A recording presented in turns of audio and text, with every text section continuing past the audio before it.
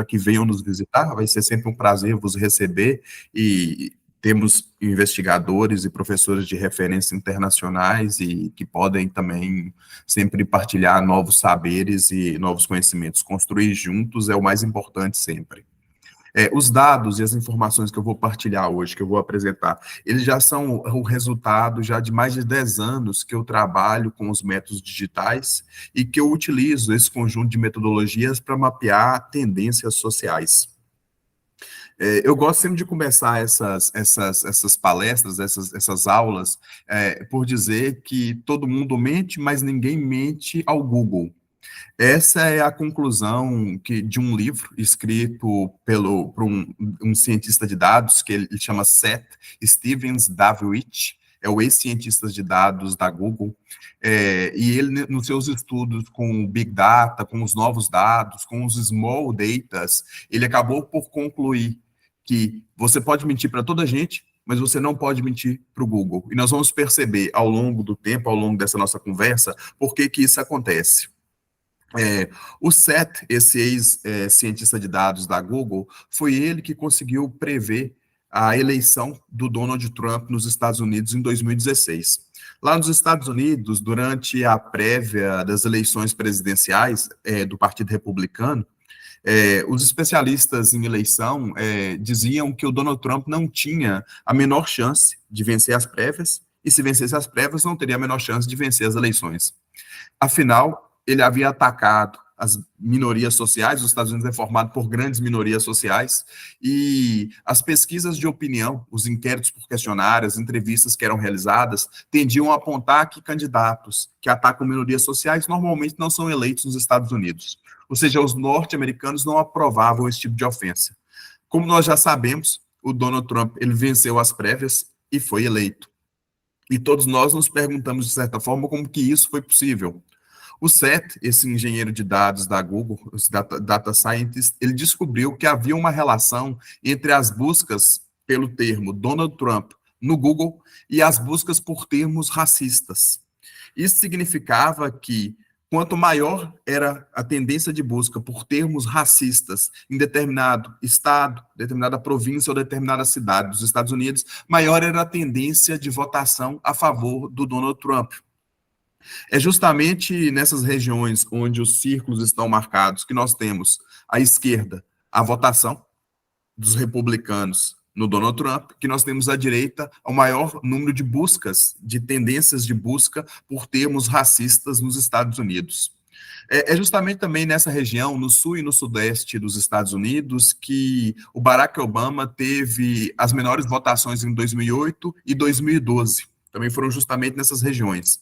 Nós chegamos a ver um fenômeno muito parecido a esse no Brasil durante a eleição do Jair Bolsonaro. Muitas vezes nós tendemos a pensar que quando nós trabalhamos com grandes tendências de dados, com grandes quantidades de dados, elas só são utilizadas para previsão eleitoral, mas na verdade é que esse tipo de análise ele já está espalhado e se ramificou por toda a nossa sociedade. Hoje estou muito gripado, e eu estou mesmo muito gripado. E a pergunta que muitas vezes eu faço quando eu me encontro nessas situações é como eu sei que eu estou gripado. Na verdade, eu sei porque é um conjunto de sintomas associados à gripe. Nós sabemos que é a febre, a dor de garganta, a tosse, a dor em todo o corpo. E eu estando gripado, eu já pensei em ir ao médico, eu já bebi muito chá, comprei medicamentos, não fui ao médico ainda. E, na verdade, é que eu tenho movimentado um mercado gigantesco associado à gripe, à constipação, que nós falamos normalmente em Portugal. Mas só que se nós pensarmos bem, cada um desses sintomas, eles acabam por se tornar um termo de busca no Google. Normalmente, quando nós temos um determinado conjunto de sintomas, nós vamos ao Google e jogamos esses sintomas no motor de busca. E muitas vezes eu me pergunto se nós pudéssemos saber com alguma antecedência quando as pessoas ficam gripadas em massa. O que nós faríamos com essa informação? E quem diz gripe, diz também a Covid-19, diz a febre amarela, diz a ébola. E a verdade é que já é possível, e isso já é feito.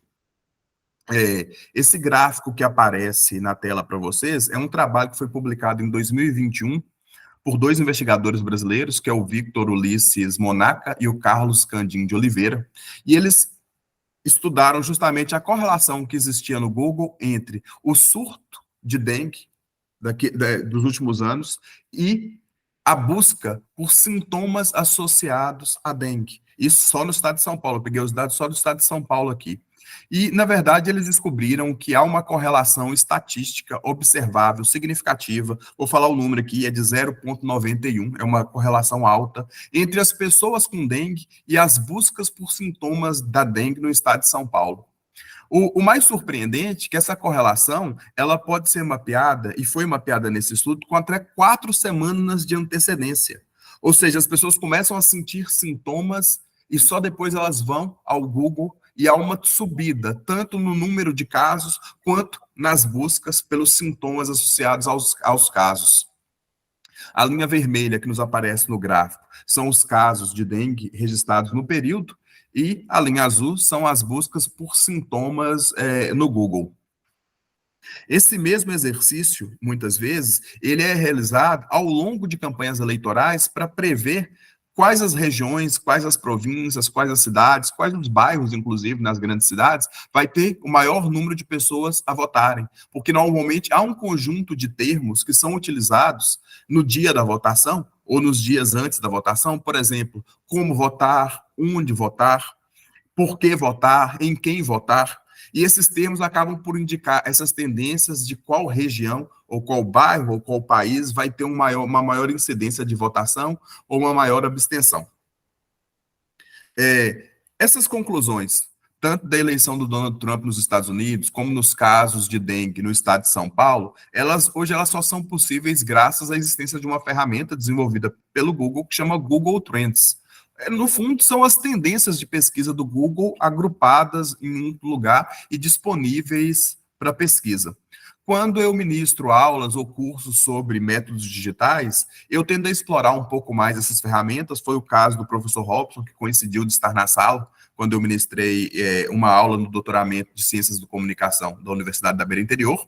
E o que eu vejo é que os alunos ficam todos muito deslumbrados diante dessa inovação tecnológica e dessa maneira de cruzar um conjunto de informações para tirar determinadas conclusões. Hoje nós, obviamente, não vamos estudar a fundo qual é a potencialidade do Google Trends, mas nós vamos tentar perceber um pouco como que nós chegamos até aqui.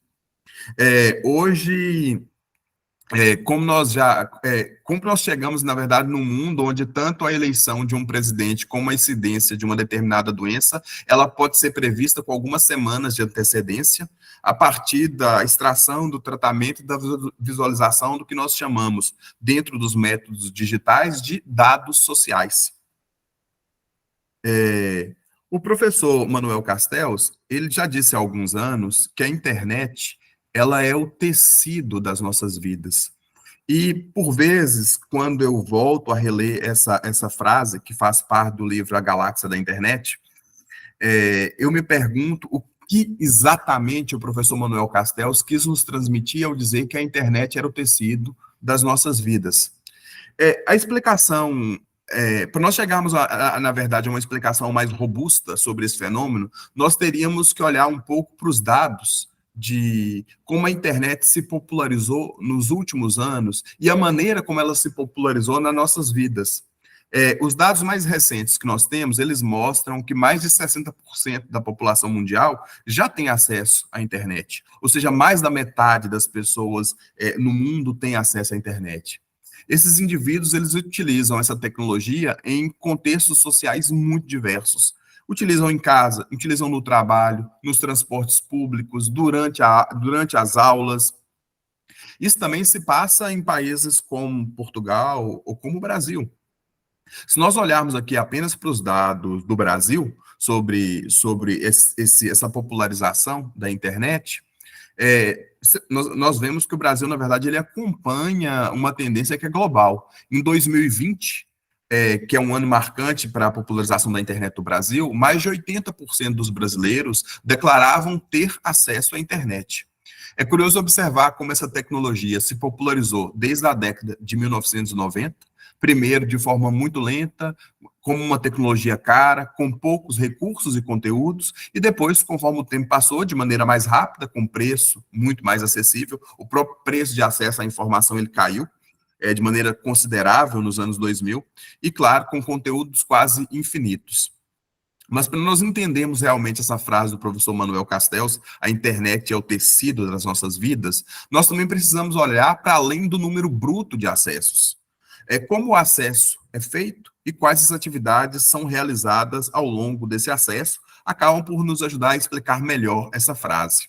Se nós olharmos apenas para dados brasileiros, nós percebemos que os dados de pesquisa, os dados divulgados recentemente por esse inquérito por questionário, que é o TIC Domicílios, que é realizado pelo Centro Regional de Estudos para o Desenvolvimento da Sociedade da Informação, o CETIC-BR, esses dados eles revelam que em 2020, entre os indivíduos que utilizavam a internet, esses 80% que utilizavam a internet, 99% fazia essa utilização a partir de um dispositivo móvel. Ou seja, nós vivemos numa sociedade caracterizada basicamente pela mobilidade, caracterizada pelas redes Wi-Fi, caracterizada pelo consumo de conteúdo através de múltiplos ecrãs, múltiplas telas, sobretudo a partir dos nossos telefones móveis, através dos smartwatches, das smart TVs. Ou seja, cada vez mais nós podemos dizer que a internet, esse tecido das nossas vidas, é ubíqua. Ela está em toda parte, como a eletricidade, para novamente citar aqui o professor Manuel Castells. Claro que é preciso considerar que a internet também criou novas exclusões, os info-excluídos, mas essa é uma dura realidade que se tem vindo a ser superada ano após ano. Nós ainda temos hoje 40% da população mundial que não utiliza a internet, mas há uma tendência progressiva de diminuição. A exclusão da internet está associada também a outras exclusões prévias. Por outro lado, nós também temos que olhar os diferentes tipos de utilização da internet, aqui também só centrado em dados brasileiros. Entre os utilizadores da internet no Brasil, e aqui nós temos dados de 2019 e 2020, através de um inquérito por questionário, nós sabemos que, só olhando para 2020, 80% utilizou a internet para fazer chamadas de voz ou chamadas de vídeo. 53% fez pesquisa sobre saúde. Nós temos 43% que fez transações financeiras, depois nós temos 42% que fez pesquisa em sites de governo, nós temos 38% que fez atividades de trabalho e, por fim, 21% que realizou cursos à distância. Claro que esses dados estão fortemente marcados pela pandemia de Covid-19, estamos a falar de 2020, 2019 para 2020, mas eles nos revelam de maneira bem direta que nós utilizamos a internet em diferentes contextos sociais e para fazer atividades que abarcam praticamente todas as dimensões da nossa vida. Daí nós podemos dizer que a internet, em larga medida, o tecido das nossas vidas. Quando nós falamos, por exemplo, de chamadas de voz ou chamadas de vídeo, essas chamadas acontecem desde o âmbito do trabalho até o âmbito familiar ou de relacionamentos afetivos, amorosos afetivos. Hoje, as grandes gigantes da tecnologia, as chamadas Big Techs, como a Google, Apple, Meta, Amazon ou Microsoft, elas acumulam imensos dados sociais sobre a nossa vida e da nossa vida em comunidade. Daí ser praticamente impossível mentir para o Google.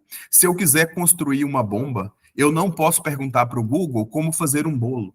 A resposta que esse mecanismo de buscas na internet vai me dar não faria sentido, porque eu gostaria de saber como construir uma bomba e ele estaria a me informar como construir um bolo. Alguns grupos de investigação, inclusive, têm trabalhado atualmente com o monitoramento de tendências suicidas via Google, porque nós tendemos a confessar nossos piores pesadelos, nossos piores temores a essas tecnologias. Nós tendemos a pesquisar sintomas de doenças. Será que eu tenho cancro de pulmão? Nós tendemos a pesquisar como saber se estou sendo traído pelo meu companheiro. Nós tendemos a pesquisar sinais de que meu filho usa drogas. Nós tendemos a pesquisar, os imigrantes são perigosos para a segurança nacional? Essas são perguntas que fazem parte do cotidiano das pessoas que utilizam tecnologias como o Google, as pesquisas do Google, os motores de pesquisa do Google.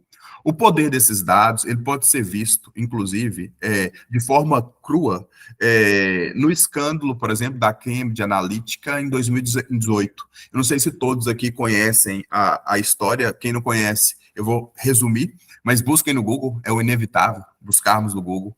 Mas a Cambridge Analytica é uma empresa britânica que trabalhava com análise de dados e consultoria política.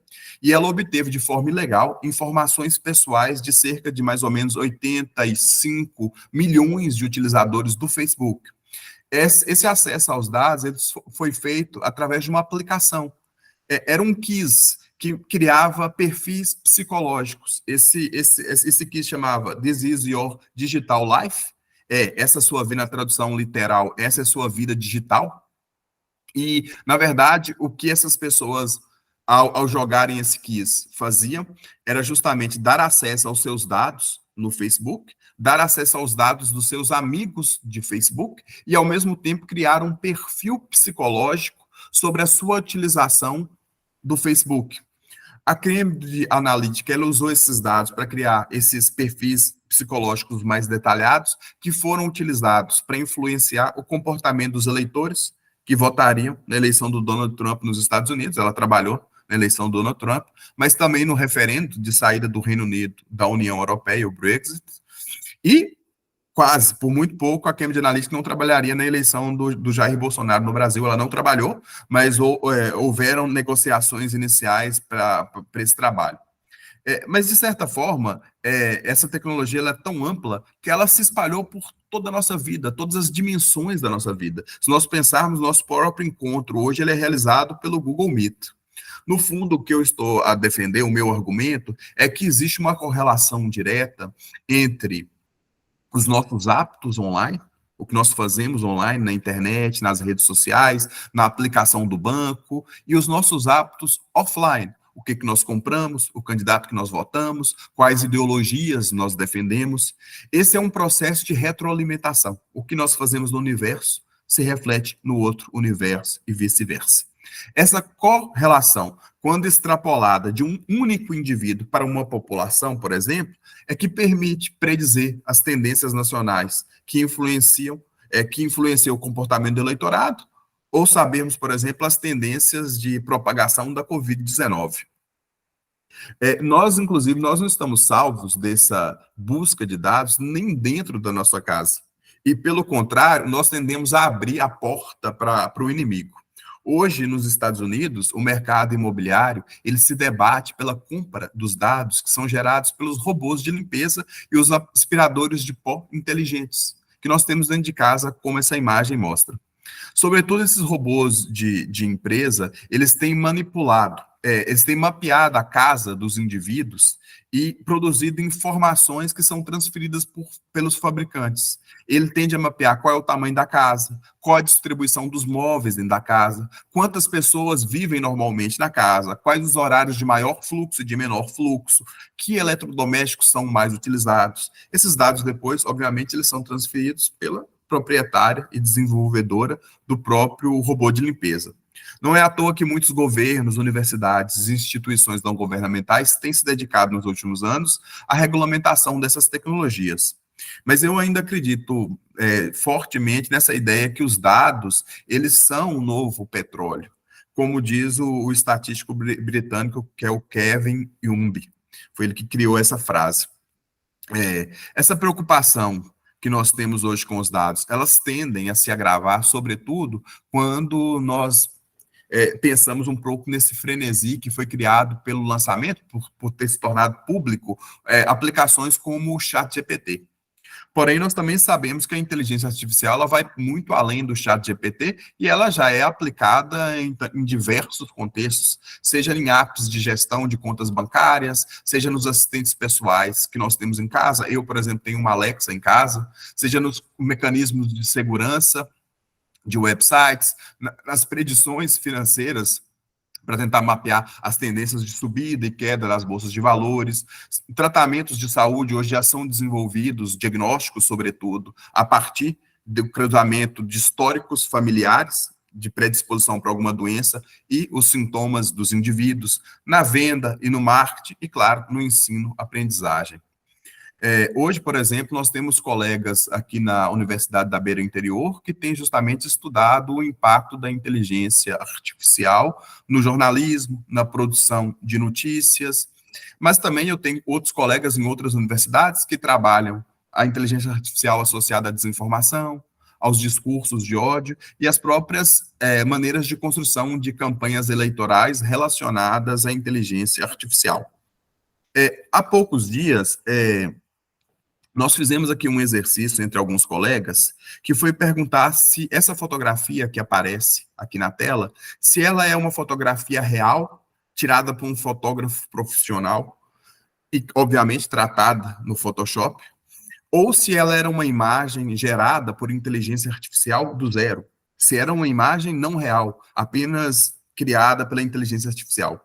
As respostas entre os colegas que nós perguntamos ao mostrar a imagem, inclusive alguns colegas que fazem doutoramento em temas associados à inteligência artificial, se dividiram, mas os que achavam que era uma fotografia criada pela inteligência artificial se pegaram sobretudo aos pequenos detalhes da imagem, a qualidade do óculos, os fios de cabelo, mas independentemente de quem achou que a imagem era real, feita por um fotógrafo profissional e tratada no Photoshop, e quem achou que era uma imagem realizada por inteligência artificial, os dois grupos, na verdade, eles identificaram que essa imagem ela era muito próxima da realidade, do real, do indivíduo representado por essa imagem. Mas nós, quando falamos de realidade, nós falamos do real, nós também temos que nos perguntar o que é isso? Aqui, para resgatar um pouco, uma pergunta que foi feita pelo professor Paul Václavit, do Colégio Invisível, Escola de Palo Alto, nos anos 70, que perguntando, no fundo, o que é a realidade? O que é o real? E não caberia justamente à ciência, aos métodos científicos, explicar esse mundo que nós vivemos, e esse mundo online, esse mundo offline, e que se retroalimentam? É aí que nós começamos a nos questionar quando que a ciência se aproximou desses estudos associados à internet.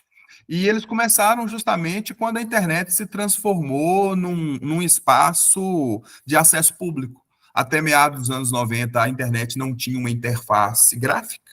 Nós precisamos esperar que o Tim Berners-Lee desenvolvesse o que nós chamamos de WWW, né, a World Wide Web, é a interface gráfica da internet. E assim que a internet ganha sua interface gráfica, em meados de 1990, também se arrancam os estudos da internet, de todas as tecnologias associadas à internet.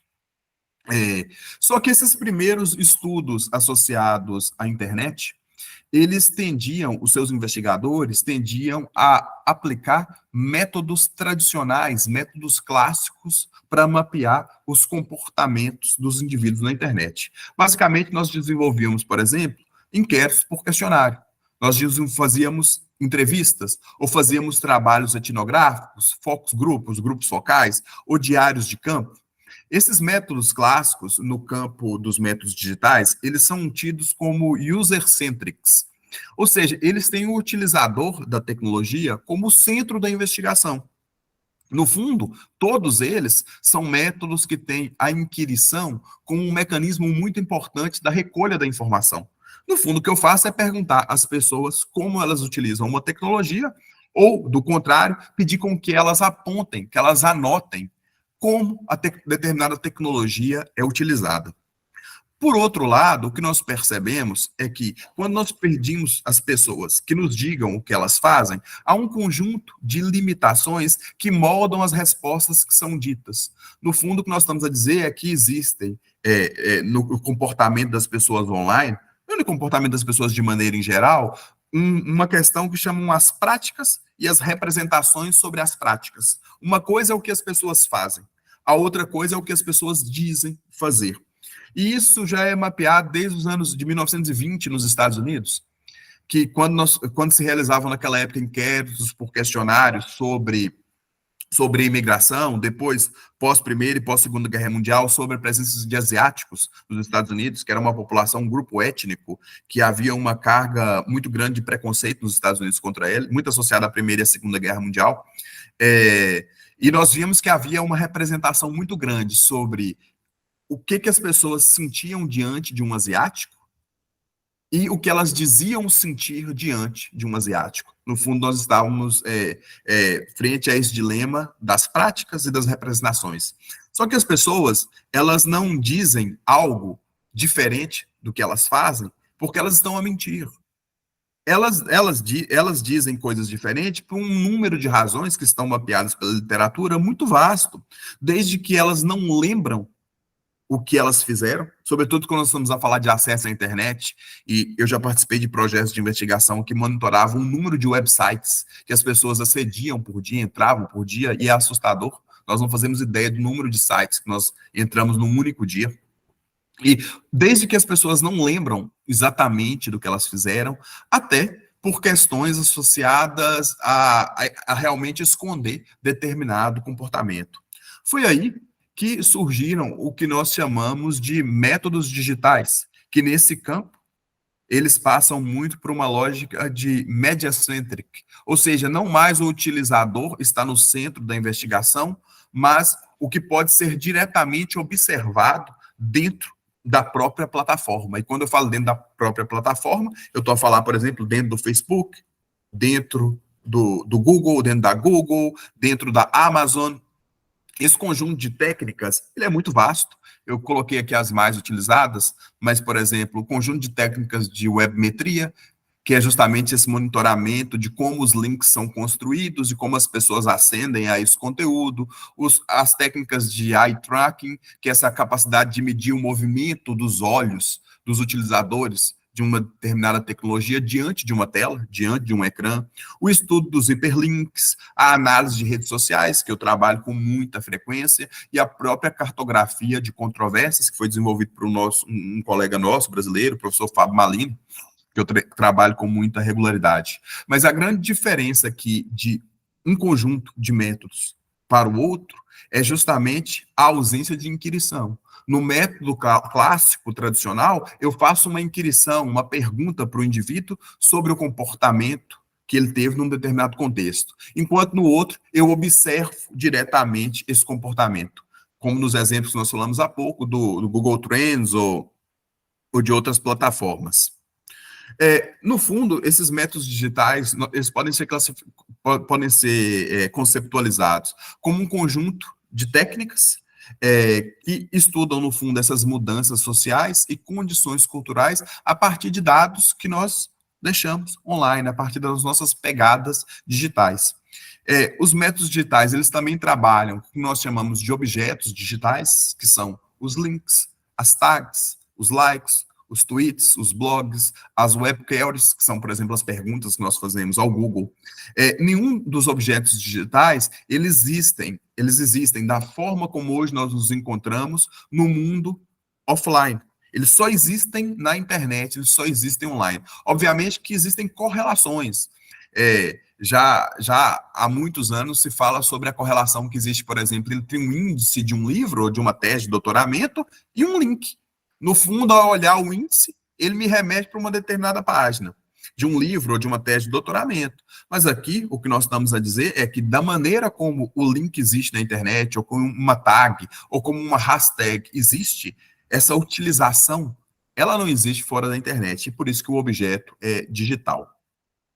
No fundo, nós podemos dizer que esses objetos digitais, eles fornecem um conjunto de técnicas que são necessárias para trabalhar com os dados. Esse conjunto de técnicas envolve a conceptualização de um trabalho de investigação, a extração massiva de dados, o tratamento desses dados, a análise e a interpretação dos resultados, no fundo, para encontrar padrões sociais, padrões comportamentais. Existe hoje já um conjunto muito vasto de ferramentas que são utilizadas para a extração de dados e tratamento de dados no âmbito dos métodos digitais. Normalmente, quando eu leciono alguma classe ou algum curso associado aos métodos digitais, eu tento explorar o máximo possível dessas ferramentas, explicar como que elas são utilizadas, porque a maioria delas, na verdade, hoje é de acesso aberto e elas são disponíveis para os investigadores. Hoje aqui não é o caso, não é o que nós faremos, mas é possível perceber que há um conjunto muito vasto e tem vindo a crescer justamente agora por causa da inteligência artificial, das novas ferramentas de mapeamento de sentimentos, mapeamento de tendências positivas e negativas diante de determinados comentários ou determinados emojis. Mas, basicamente, essas ferramentas que trabalham com a extração, mineração e visualização de dados, elas têm duas grandes lógicas. De um lado, as ferramentas que trabalham, que nós chamamos de web scraping, que são ferramentas que copiam dados de maneira massiva de algum website, de alguma página, de alguma aplicação, e, de outro lado, as ferramentas que trabalham o que nós chamamos de API, que é a interface de programação de um determinado site. É como se o investigador, através de uma ferramenta, solicitasse um pedido que, em termos informáticos, nós chamamos de pedido REST, é um pedido que é feito para uma determinada plataforma, seja a Amazon, seja a Meta, seja o Google. Nós pedimos um pouco de informação para trabalhar. Claro que essa abordagem, ela também tem vantagens e desvantagens, ela tem um conjunto de limitações. Um exemplo curioso, há alguns anos, nós fizemos um trabalho aqui em Portugal, que era analisar o índice dos discursos de ódio, sobretudo o discurso racista, em comentários deixados por adeptos, por torcedores, nas páginas dos clubes de futebol da Primeira Liga Portuguesa.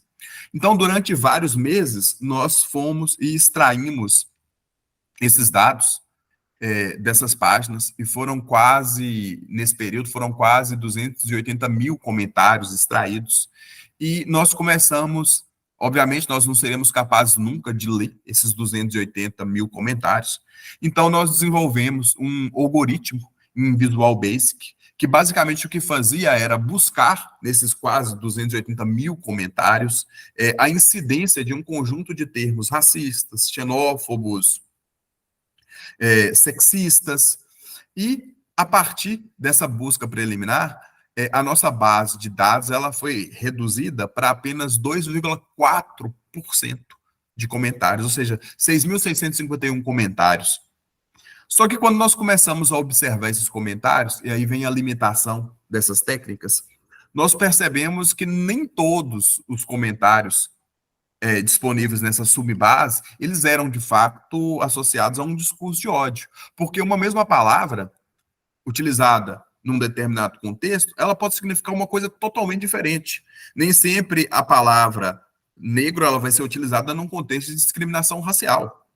Ou seja, existem muitas maneiras de utilizar uma palavra. Então, nós tivemos que pegar esses 6.651 comentários, dividir pela equipe do projeto, criar uma grelha de análise e começar a mapear. Nesse caso, nós fizemos apenas o mapeamento do racismo, e descobrimos que 0,15% dos comentários, na verdade, eram racistas. É um número, na verdade, muito pequeno de comentários racistas, mas teve um dado que nos deixou mais preocupados do que essa incidência de comentários. Obviamente que esse trabalho ele não seria possível sem a internet, sem ferramentas de data science, sem os métodos digitais, mas o ser humano, o investigador, o pesquisador, ele acaba por ainda ser o centro decisor desse trabalho. Muitas vezes, quando eu converso com colegas investigadores ou com alunos em sala de aula, e eles me perguntam qual ferramenta utilizar para isso, ou qual ferramenta utilizar para esse intuito, eu tendo a dizer que a melhor ferramenta é os olhos e as mãos das pessoas. Obviamente que nós não conseguimos, só com os nossos olhos e nossas mãos, fazer uma extração massiva de dados, mas nós temos que ter consciência que o centro ainda de um processo de investigação, de um projeto, seja para a criação de um artigo científico ou um projeto financiado, é o investigador, é a capacidade dele imaginativa, mas também a capacidade dele de questionar os próprios resultados que ele vai encontrando ao longo do processo. Daí que eu digo que esse 0,15% de comentários racistas não foi, na verdade, o mais surpreendente. O mais surpreendente foi quando nós cruzamos os comentários racistas com a interação que os torcedores ali no Facebook faziam desses comentários. E o que nós descobrimos que havia muito mais interação com comentários racistas, do discurso de ódio, do que com comentários normais na página do fã-clube, na página dos clubes, comentários sobre futebol em geral. Há casos que há mais de 600% mais interação com comentários racistas do que com comentários normais. É verdade que há clubes que esse comentário, que assim, não existe interação com esses comentários racistas, e existe até um contradiscurso racista, que é a crítica ao discurso racista, né? Mas, por outro lado, nós acabamos por concluir nesse trabalho, que já foi publicado, é que a claque do discurso de ódio, a torcida organizada a favor do racismo, ela é muito maior do que a pessoa que realmente deixa um comentário na página de um clube de futebol. Esse tipo de exercício metodológico que tem por base os métodos digitais, eles já foram realizados com outros objetos. Nesse caso aqui, nós realizamos especificamente com os discursos de clubes de futebol. Quando também nós falamos de métodos digitais, muitas vezes, sobretudo associado à extração e tratamento de grandes volumes de dados, surge um conjunto de mitos associado a esse trabalho. Um dos mitos mais frequentes que eu encontro é que são necessários supercomputadores para realizar esse trabalho. Hoje, basicamente, qualquer computador nos permite fazer o tratamento já de Big Data, de grandes volumes de dados. Obviamente, se nós estivermos a trabalhar com milhões e milhões de dados, o nosso computador, se calhar, não é capaz de fazer essa análise. Mas um trabalho preliminar sempre é possível, não é preciso de supercomputadores. Por outro lado, um segundo mito muito comum é sobre o poder das ferramentas. Ou seja, é a ideia que eu comentei há pouco do aluno que quer saber qual é a ferramenta que ele vai conseguir inventar a pólvora. Mas não existe uma ferramenta para inventar a pólvora. A verdade é que o investigador e as ideias do investigador e a sua capacidade imaginativa de cruzar conceitos, de conhecer as referências, de saber aplicar os métodos, ainda é o centro do processo investigativo. Também há uma ideia errônea que eu preciso de um conjunto muito grande de dados para responder perguntas complexas. E muitas vezes, quando eu escrevo um artigo e coloco tal dataset teve 20 milhões de interações, eu vejo os olhos das pessoas brilharem, são 20 milhões de interações, elas não fazem ideia do que elas estão ali. A maioria delas não fazem ideia do que significa aqueles 20 milhões de interações. Mas, como são 20 milhões, se torna surpreendente. Como se ter muitos dados fosse mais importante do que ter poucos dados.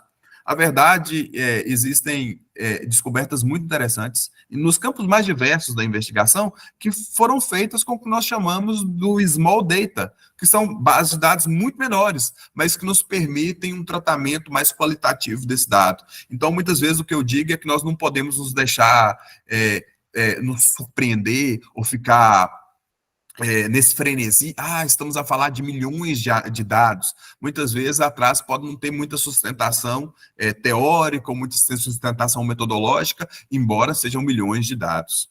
E por fim, é que hoje, justamente com essas ferramentas que eu enlistei há pouco, já existe a possibilidade de fazer muito dos trabalhos associados aos métodos digitais, de maneira inovadora, sem uma formação específica em ciência de dados, sem uma formação específica em informática.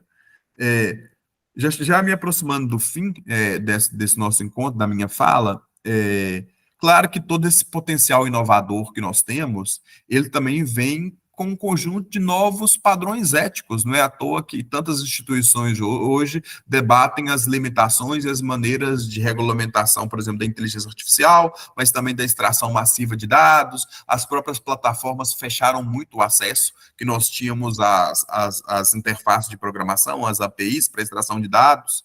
Nós temos sempre que estar atentos nesses trabalhos, que obviamente que a popularização da internet, das redes sociais, do próprio acesso ao computador, ou à inteligência artificial, cria novas desigualdades que aos poucos vão sendo esbaídas, mas se criam novas desigualdades, que tem que se produzir esse regulamento, esse debate sobre o regulamento das plataformas, mas também o regulamento das redes sociais.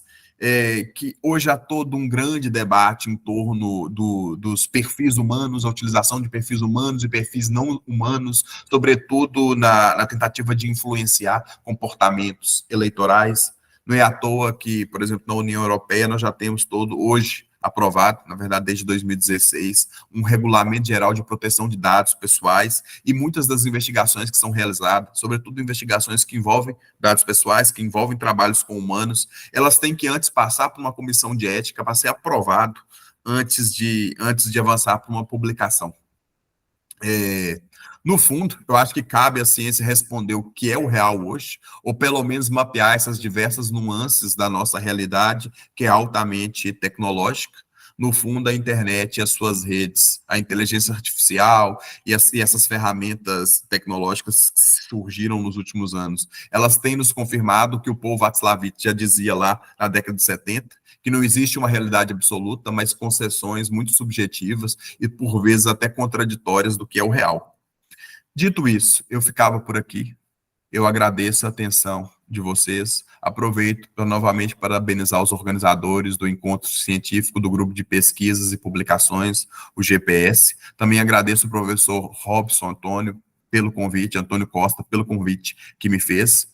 E nós poderíamos falar todo dia sobre esse tema, é um tema que me encanta, que me surpreende, mas também eu gostava de ter aqui uns minutinhos a mais, caso exista alguma pergunta, para nós fazermos um momento aqui de interação e de debate. Olha, muito obrigado pela atenção. Vamos ter, professor. A gente que agradece por abrilhantar nosso evento. Professor Branco, antes da gente continuar, eu gostaria de, antes da gente abrir para as perguntas, agradecer a nossa diretora, né, a diretora do nosso doutoramento, professora Anabela Gradim, por ter disponibilizado o seu horário, né, não só o horário, como também os discentes do doutoramento de Ciências da Comunicação para participar do evento. Então, não sei se a professora quer falar alguma coisa. Boa tarde a todos, muito obrigada, Robson. Está a ser um grande gosto assistir a este evento e, na verdade, isto não se trata de disponibilizar uma aula, acho que é uma oportunidade excelente para os nossos alunos, que são estudantes do primeiro ano e estão agora a começar o seu trabalho científico, para eles testarem as suas capacidades. Portanto, estou aqui, para já estou a aprender muito e adorei a apresentação do Branco, mas também vai ser um momento espetacular poder assistir às apresentações dos nossos estudantes e ver como é que eles saem neste contexto tão desafiador. Obrigado, professora. Obrigado. Professor Branco, dando continuidade, antes de abrir, eu gostaria de fazer uma pergunta. Enquanto pesquisador, né, enquanto cientista, a gente fica bem deslumbrado com o assunto, com o conteúdo, né? A gente queria, assim, a sua perspectiva, seu cenário futuro com relação, quanto pesquisador, o que o senhor enxerga aí de curto, médio e longo prazo dessas tecnologias dentro da contextualização de pesquisa científica? O que o senhor enxerga em médio, curto e longo prazo? A utilização da inteligência artificial, AirTrack, né, as pesquisas com base em mapeamento neural. A gente que trabalha na pesquisa científica já há algum tempo, né, a gente está muito habituado com questionário, aplicação de questionário, geração de banco de dados, né, com aquela pesquisa tradicional, geração de modelos. E aí, quando a gente vê uma metodologia científica diferente, mais moderna, dentro de uma contemporaneidade, né, mais tecnológica, a gente que trabalha com a área de tecnologia, a gente fica realmente encantado, deslumbrado. E aí eu queria saber de você, pesquisador da área, o que você enxerga como futuro para a ciência com essas novas tecnologias, dentro dessas novas tecnologias? Professor Robson, obrigado pela sua pergunta. É difícil fazer esse exercício, que é um exercício de futurologia, né? Um ano antes do surgimento do ChatGPT, ninguém imaginava que surgiria uma tecnologia que causaria tanto assombro das pessoas e que, cada dia mais, é utilizado na investigação. Eu tenho muitos colegas que já utilizam o ChatGPT hoje para fazer revisão de textos, para indicar quais são os autores mais importantes numa determinada área, quais são as últimas publicações realizadas sobre um determinado tema. É muito difícil fazer uma uma previsão, né? Porque a velocidade das mudanças é tão grande que é difícil dizer, nós vamos caminhar por essa direção ou por outra direção. Mas, na verdade, é que justamente aqui, no meu campo de investigação, o que eu tenho visto surgir atualmente é muito a questão das análises de sentimento. As análises de sentimento associadas a grandes conjuntos de mensagem, elas têm se refinado muito. Hoje, com a inteligência artificial, já é possível treinar algoritmos para fazer análises de sentimento muito precisas, o que não era nada preciso há 2 ou 3 anos. Embora já houvesse todo esse discurso, se faz análise de sentimentos, se faz análise de pontos positivos ou negativos na internet, a verdade é que havia muitas lacunas nesse tipo de análise. E hoje o que nós temos é uma análise muito mais refinada e que também está ao alcance dos investigadores. Nós estamos a falar aqui, claro, em análise de discurso, mas também nós temos, ainda no campo das ciências sociais e humanidades, né? Não vou entrar para o campo da medicina, da engenharia, da arquitetura, que são campos que eu desconheço e que eu não sei exatamente, o que eu vejo é o noticiário e também me surpreendo com as inovações que são apresentadas. Mas no campo das ciências sociais e humanidades, por exemplo, sempre foi uma tortura muito grande para os investigadores que realizavam entrevistas, fazer a transcrição das entrevistas. Fazer a transcrição era um verdadeiro temor dos investigadores. Tinha horas e horas de gravação de entrevistas e tinha que fazer essa transcrição. E hoje eu tenho colegas, inclusive no LabCon, da Universidade da Beira Interior, que fazem transcrições de entrevista em larga medida com a ajuda da inteligência artificial e, surpreendentemente, são boas transcrições. Antigamente, as transcrições que eram feitas com a ajuda de softwares eram horríveis. Você passava mais tempo a corrigir os problemas do que a utilizar propriamente a informação transcrita. Mas hoje já existem também, para esse tipo de análise, inteligência artificial para isso. Agora, o que eu vejo muito, e que nós não podemos nunca tirar os olhos, é que assim, todo método, todo conjunto de técnicas, ele é importante. O inquérito por questionário, ele nunca deixará de ser importante. Ele continua a ser importante. Só que, na verdade, nós vamos acabar por perceber que nós temos um conjunto muito maior, um leque muito mais amplo de técnicas disponíveis e que nós podemos combinar esse conjunto de técnicas para ter resultados mais precisos. Muito bom, professor. Muito obrigado. Obrigado. Ainda temos tempo para pelo menos mais 2 perguntas. Professor Ricardo, fique à vontade, professor. Inicialmente, complementar a doutora Anabela, mas agradecendo novamente, né, essa possibilidade de estar participando do nosso evento. Professor, parabéns aí pela comunicação, é muito realmente interessante e foi bom que fica o gosto de quero mais, né, e que, quem sabe, em breve vamos ter mais do senhor. Com certeza, eu ia linkar uma pergunta com o que o Robson falou, mas você já antecipou que a área da saúde, que a área da engenharia não é a sua área de estudo, mas provavelmente tem alguma inquietação, já que vocês é um pesquisador dessa área da investigação digital, digamos assim, né? Provavelmente eu ser abordado sobre o que isso vai influenciar no caso da saúde, mas fica à vontade se quiser responder ou não, porque nós vivemos hoje um problema mundial que é a aceitação ou não, é a veracidade ou não, por exemplo, de uma vacina, né? Que é algo que antigamente levava décadas e hoje, um estalar de dedo já está valendo, né? Bom, aí o senhor fica à vontade. A pergunta seguinte, que é de cunho até muito pessoal, nós do grupo aqui estamos trabalhando com 8 linhas de pesquisa e, fatalmente, nós estamos colocando para dentro do grupo uma possível escola de negócios. Resumindo, é uma escola para apoiar as pessoas que, desde que entram nas universidades, que não sabem para onde vão, o que vão fazer, como é que melhoram, etc. Né?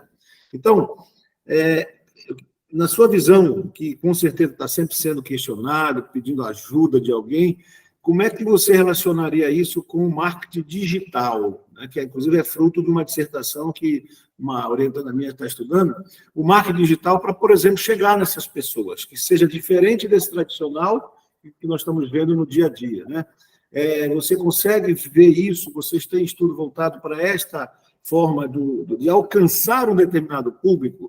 Por exemplo, nós temos uma comunidade que a gente vai tentar alcançar, que são 20 mil acadêmicos, só de uma determinada área. Né? Qual seria, na sua percepção, uma inovação para alcançar esses 20 mil acadêmicos, por exemplo? Não sei se eu fui claro na indagação. Sim. Professor Ricardo, obrigado pela questão. Sobre o campo da saúde, na verdade, eu acabo por receber perguntas sobre, não só do campo da saúde, mas de muitos campos.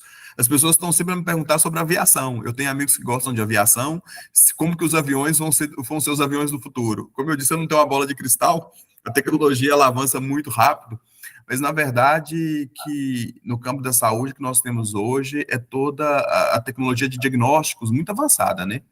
Muito avançada associada à inteligência artificial, que é justamente essa capacidade de cruzar históricos familiares de doenças com sintomas atuais para predizer a probabilidade de alguém ter uma determinada doença. Isso aí já existe de forma muito avançada e, claro, também de mapear o melhor tratamento para cada organismo. Mas, como eu disse, eu não sou desse campo.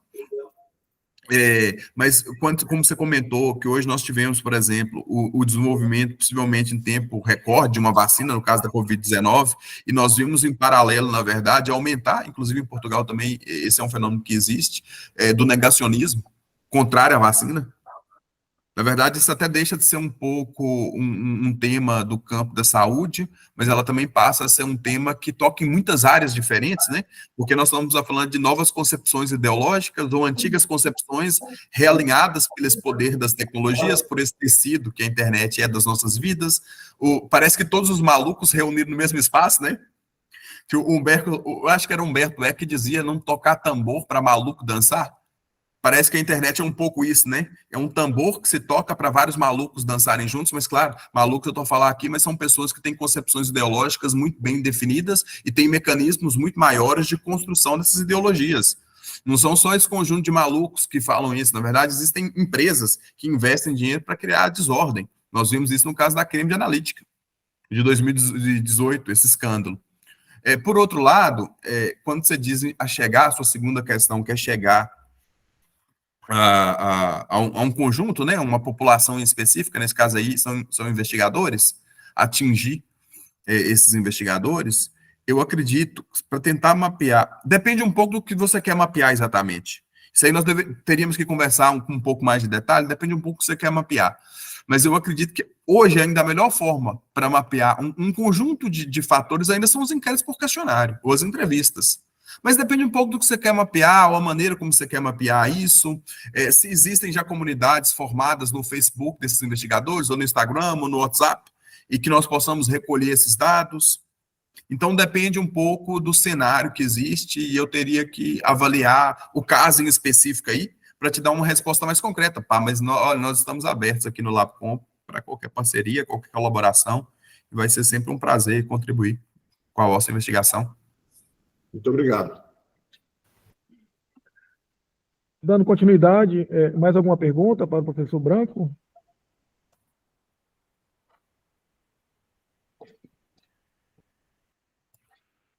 Não? Ninguém tem mais nenhuma pergunta? Se não tem, eu queria aproveitar o momento. Professor, aproveitando que nós estamos também com vários colegas aqui interessados, qual é o melhor caminho que nós podemos fazer para aproximarmos, né, do laboratório que você gerencia, para propor parceria? Qual é o caminho que se faz isso? É via a Universidade B do Interior? É especificamente por um laboratório? Como é que se faz isso? O que fatalmente vão me perguntar, né? Algumas pessoas que não estão aqui, mas vão ouvir a sua palestra. O que é que a gente pode fazer? Professor Ricardo, eu acho que quem pode responder melhor essa pergunta é a professora Anabela Gradin, que é a coordenadora do LabCom, está aí. Passa a palavra para ela, quem melhor pode responder. Boa tarde. Boa tarde, professor Ricardo Pinto. Agradeço o vosso interesse. O LabCom tem várias parcerias e tem protocolos assinados com outras unidades de investigação, também com universidades ao nível do doutoramento. Portanto, a primeira coisa que poderíamos fazer era estudar que tipo de protocolo e com que fins. Depois, o protocolo seria entregue aqui na UBI e terá que ser assinado pelo nosso reitor e pelo reitor da instituição parceira, da instituição que será a par, e subsidiariamente por mim e pelos meus pares na instituição parceira. Para pensarmos na criação de um protocolo, primeiro perceber quais os objetivos desse protocolo, o que poderíamos fazer em conjunto, para ele não ser vazio. É possível, se calhar, que a UBI até já tenha protocolos gerais com a vossa universidade, eu não sei, mas há dezenas e dezenas de protocolos assinados ao nível da universidade, eu não os conheço a todos, nem no Gabinete de Relações Públicas nos conseguem dizer, eles precisam de fazer uma consulta, mas na verdade aqui o processo é relativamente simples e nada burocrático, desde que esses protocolos não envolvam custos para a instituição, como é habitual. Quando nesta segunda condição, então, é mais complicado. Mas um protocolo simples para a condução de trabalhos conjuntos e intercâmbio, isso é relativamente fácil de operacionalizar e eu posso ser a pessoa a contactar para depois, primeiro avaliar o seu interesse para o LabCom, no caso de ser o LabCom o parceiro, e depois para o encaminhar em termos institucionais aqui dentro da UBI. Tá, muito obrigado. Obrigada. Mais alguma pergunta, professor Branco? Sim, queria fazer uma pergunta para o professor Branco, professora Cileide. Pronto, Cileide, fique à vontade. Bom, eu sou a Cileide Borges, sou estudante, né, do curso de doutorado em Educação, Ciência e Educação. E aí eu queria perguntar para o professor justamente da questão da qualificação dos dados.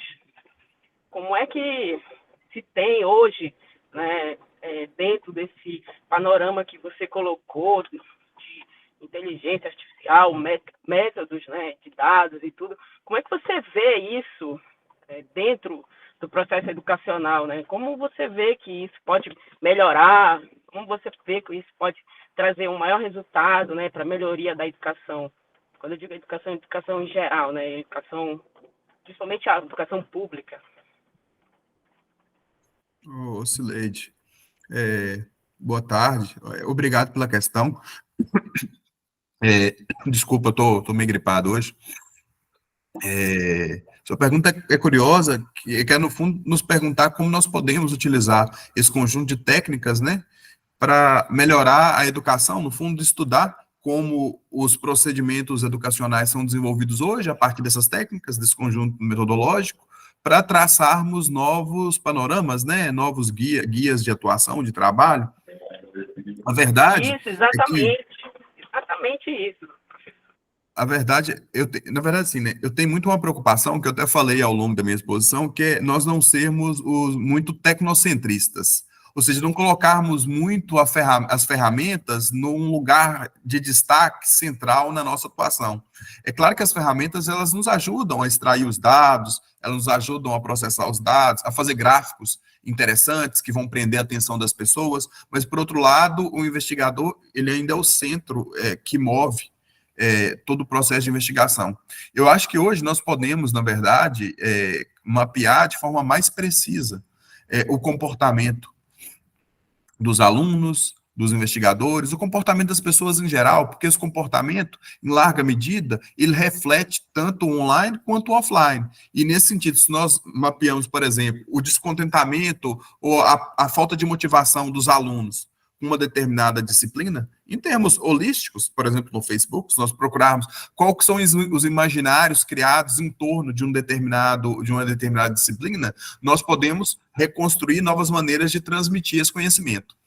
Nós estamos a desenvolver um artigo aqui, um trabalho aqui no LabCom, alguns colegas, que era, por exemplo, mapear como os podcasts científicos de comunicação de ciência são utilizados. O que representa os podcasts de comunicação de ciência? E é curioso, por exemplo, observar nesse mapeamento que nós fizemos, que a ciência, em termos imagéticos, a capa desses podcasts está sempre associada às ciências exatas. Ou seja, ciência é física, ciência é astronomia, ciência também as ciências da vida, né? Biologia, química. Ciências nunca é ciências da comunicação, nunca é antropologia, nunca é sociologia. Não, ciência para esses podcasts, a imagem que eles estão a transmitir é essa, que são as ciências sociais, as ciências exatas. E aí, que a partir desses dados, que são empíricos, são concretos, observáveis, é que nós podemos pensar, digamos, linhas, né, condutoras, para modificar, por exemplo, a concepção que as pessoas têm do que é ciência, ou que os alunos têm do que é ser um cientista. Mas pronto, a professora Anabela também que está aí, ela que estuda a comunicação de ciência mais profundamente do que eu, pode ajudar a responder essa questão.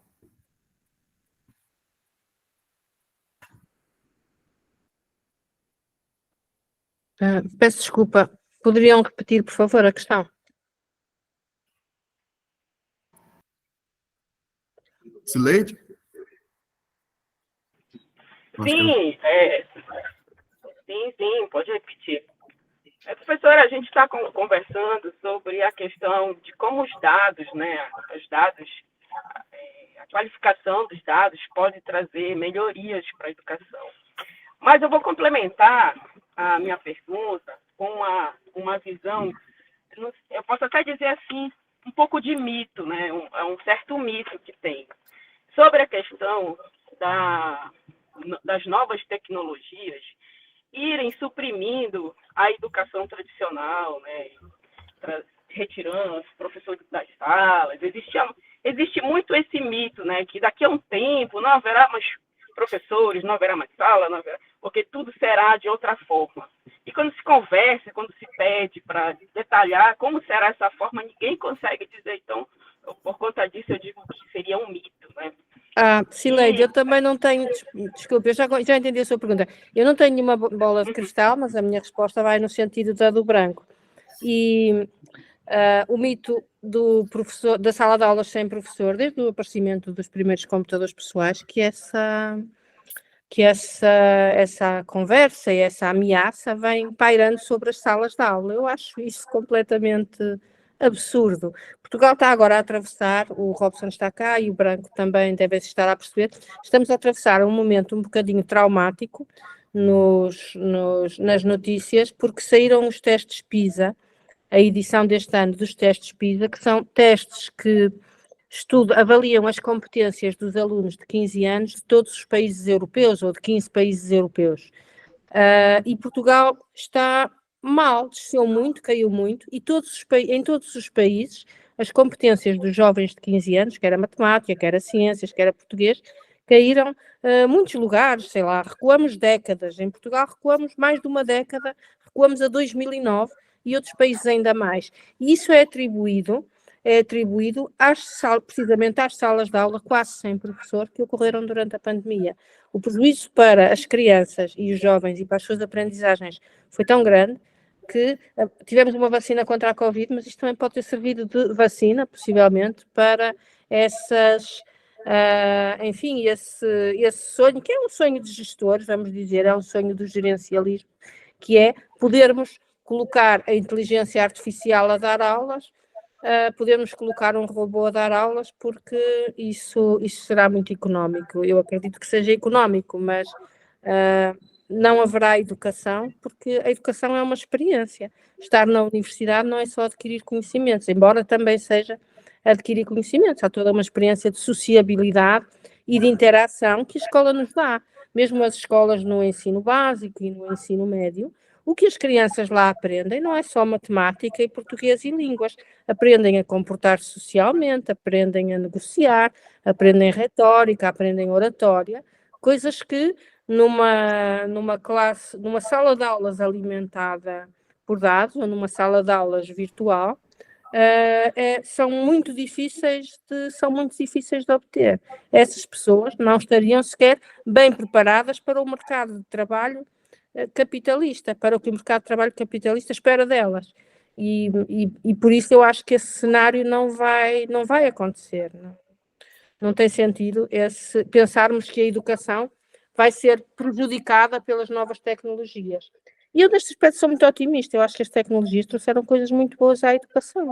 No tempo em que eu estudei, era horroroso encontrar livros em Portugal e livros estrangeiros. Tínhamos que esperar um mês que fossem importados, fora a despesa.